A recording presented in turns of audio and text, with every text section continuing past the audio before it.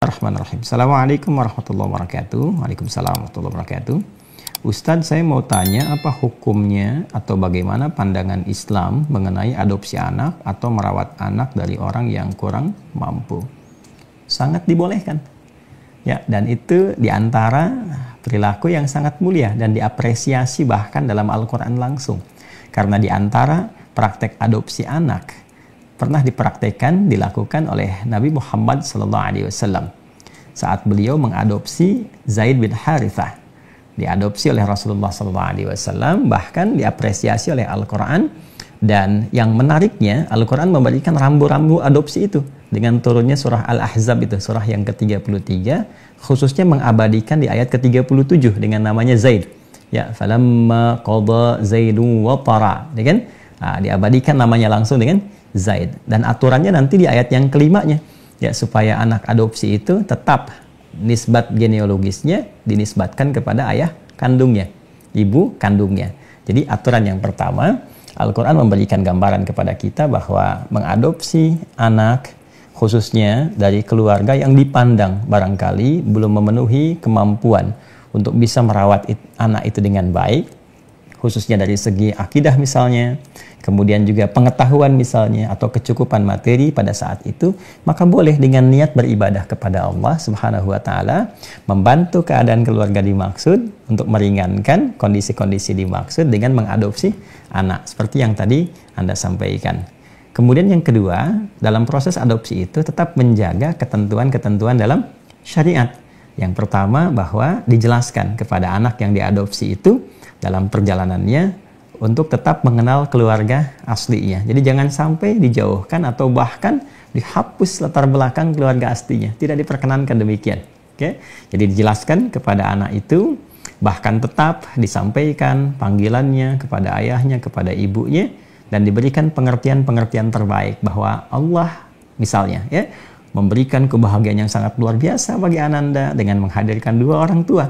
Ya, orang tua yang mengandung, melahirkan dengan perhatian yang tulus, dan orang tua yang merawat.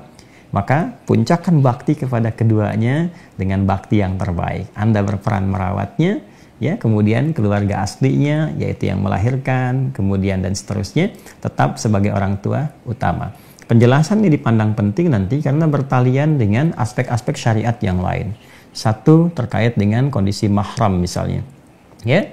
Kemudian yang kedua adalah terkait dengan harta waris, pembagian harta warisan. Jadi bagi orang tua angkat yang mengadopsi, tidak mewariskan kepada anak adopsinya, sekalipun boleh mendapatkan bagian wasiat. Ya, wasiat itu boleh 1/3 dari jumlah harta, tapi tidak langsung menjadi ahli waris di situ. Ahli warisnya tetap dari orang tua yang melahirkannya, keterkaitan biologisnya. Kemudian tadi aspek mahram itu sangat penting. Kalau tidak dijelaskan nanti bagaimana? Ya, kondisi-kondisi yang terkait dengan hubungan mahram. Ya, nanti ketika dia dewasa itu kan ada batasan-batasan. Ada batasan-batasan tertentu yang boleh berlaku, yang tidak boleh berlaku. Dan itu ada detailnya nanti. Ada detailnya secara fikih. Ya. Kemudian terkait dengan pernikahan. Kalau tidak dijelaskan dari awal, khawatirnya dia tumbuh dewasa. Nanti seharusnya misalnya dia menikah dengan sosok yang tidak diperkenankan menikah, terjadi karena tidak jelas status itu. Ya, boleh jadi nanti keluarga asalnya punya anak misalnya yang perempuan yang ternyata adiknya atau kakaknya, karena tidak diketahui status, terpisah lama, terjadi pernikahan, jadi masalah, ya kan? Atau sebaliknya, yang tadinya boleh terjadi pernikahan, si ibu yang mengadopsi punya anak perempuan misalnya, ya kan?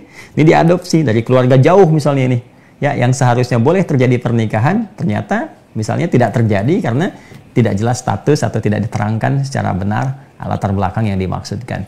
Jadi sangat diapresiasi, dan Al-Quran bahkan dalam Islam, ya, memberikan contoh teladan terbaik bagaimana cara mengadopsi. Bukan hanya sekedar membolehkan, tapi juga memberikan ketentuan-ketentuan sehingga dengan ketentuan ini nyaman proses adopsi, selamat dan tentram dalam prosesnya, dan kebahagiaan juga berpotensi terlahir, ya, dalam lingkup keluarga atau dua keluarga yang dimaksudkan. Jadi boleh hukumnya, sangat diapresiasi, niatkan sebagai ibadah karena Allah Subhanahu wa Ta'ala, terangkan kepada keluarga asalnya, ya, juga kepada anaknya tentang ketentuan adopsi itu sehingga berlangsung dengan baik. Yang ketiga, praktekkan dan mengacu kepada hukum-hukum syariat, perjelas tentang batasan-batasan khususnya terkait dengan mahram, kemudian juga yang kedua batas-batas warisan dan turunan-turunannya. Selebihnya silahkan diperlakukan selayaknya merawat anak-anak kita, ya, berikan hak-haknya, berikan kasih sayangnya, berikan pendidikan yang terbaik, jaga imannya. Mudah-mudahan dengan itu melahirkan pahala di sisi Allah Subhanahu wa taala, seperti Nabi Muhammad SAW pernah mencontohkan dengan merawat Zaid bin Harithah radhiyallahu taala